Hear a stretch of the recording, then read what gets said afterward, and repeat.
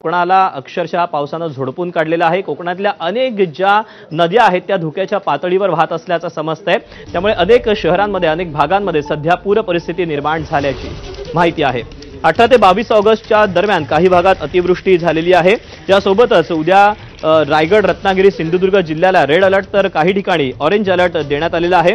जगबुडी, वाशिष्ठी, अंबा, कुंडलिका, नारंगी या सगळ्या नद्यांनी धोक्याची पातळी ओलांडली आहे। त्यामुळे नदीकाठच्या गावांना सतर्कतेचा इशारा देण्यात आलेला आहे।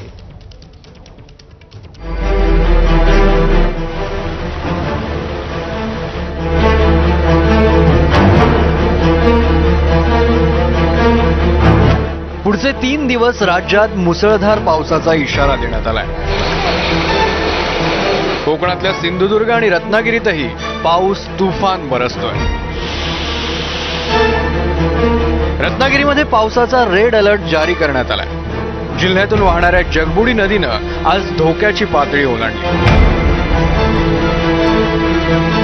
घाटमाथ्यावर पडलेल्या पावसामुळे रत्नागिरी जिल्ह्यातील नद्यांनी पात्र सोडलं। संगमेश्वरमधील शास्त्री नदीनं इशारा पातळी गाठली, तर राजापूरमधल्या कोदवली नदीनंही इशारा पातळी ओलांडली।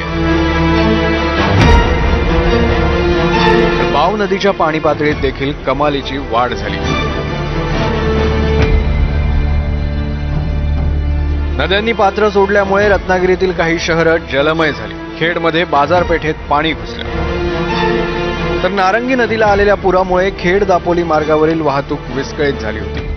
चिपळूणमध्ये वाशिष्ठी नदीला पूर आल्यानं जुन्या बाजार पुलावर पाणी साचलं होतं। खेडमधील भोसले घाटात आणि भोसले घाटातून दिसणारे हे जगबुडी नदीची ही दृश्य आपण पाहतोय की जगबुडी नदीला सकाळपासून पूर आल्यामुळे त्या नदीचं पाणी हे आजूबाजूच्या गावांमध्ये शिरायला सुरुवात झालेली आहे। आपण दृश्यांच्या माध्यमातून पाहू शकता की पुराची ही भीषणता किती आहे ते, आणि ही जी परिस्थिती आहे ही सकाळपासून आहे आणि मुसळधार पाऊस जो आहे तो अजूनही सुरू आहे। रत्नागिरीत दिवसभरात सरासरी 134 मिलीमीटर पावसाची नोंद झाली। जवळपास सगळ्याच तालुक्यांमध्ये 100 मिलीमीटरपेक्षा जास्त पाऊस पडला। खेड, दापोली आणि संगमेश्वरमध्ये 150 मिलीमीटरपेक्षा जास्त पाऊस झाला।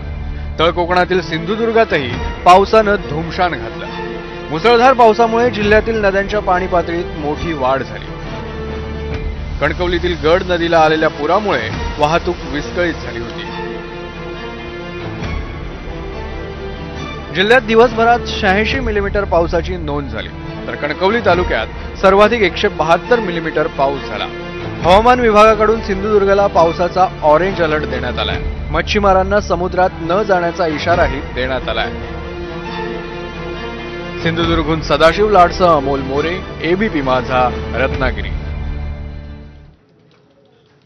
तिथे तळकोकणासह रायगडला देखील पावसानं चांगलं झोडपून काढलेलं होतं। रायगडमधल्या अनेक नद्यांना सध्या पूर आलेला आहे आणि पावसाची हीच परिस्थिती पाहता रायगडमध्ये देखील उद्या सर्व शाळांना सुट्टी जाहीर करण्यात आली आहे। रायगडचा आढावा घेणारा हा रिपोर्ट पाहूया।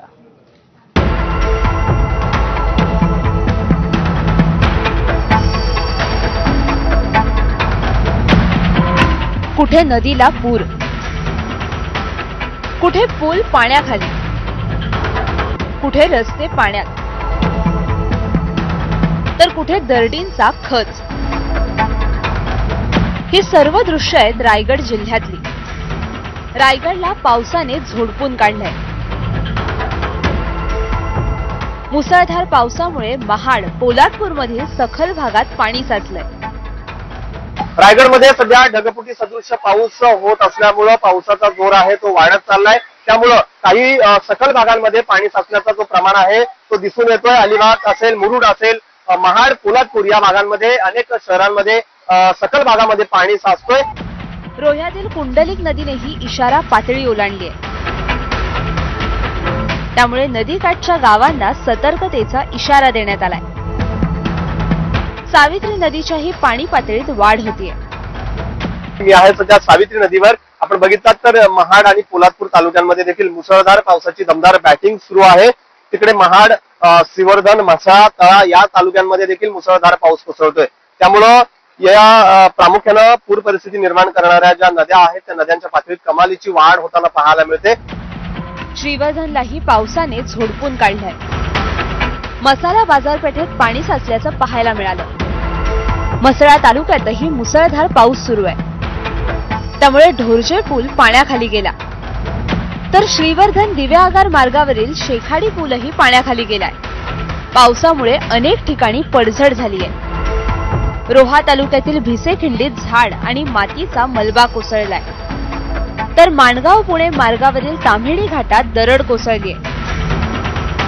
त्यामुळे वाहतूक धीम्या गतीने सुरू आहे. रायगड जिल्ह्याला रेड अलर्ट जारी करण्यात आलाय. सध्या मी माणगाव तालुक्यातल्या काळ नदीवर आहे. या काळ नदीच्या पाणी पातळीत देखील कमालीची वाढ झालेली पाहायला मिळते आणि त्यामुळे आपण बघितलं तर या नद्या आहेत त्या इशारा पातळीपर्यंत पोहोचण्याची दाट शक्यता आहे. पावसाचा जोर देखील आता वाढलेला पाहायला मिळतोय. रायगड जिल्ह्यातल्या उत्तर असेल किंवा दक्षिण या दोन्ही भागांमध्ये आता पाऊस मुसळधार बरसताना पाहायला मिळतोय आणि त्यामुळे खबरदारी म्हणून नागरिकांना सतर्क राहण्याच्या सूचना आहेत त्या हवामान विभागाकडून देण्यात आलेल्या आहेत.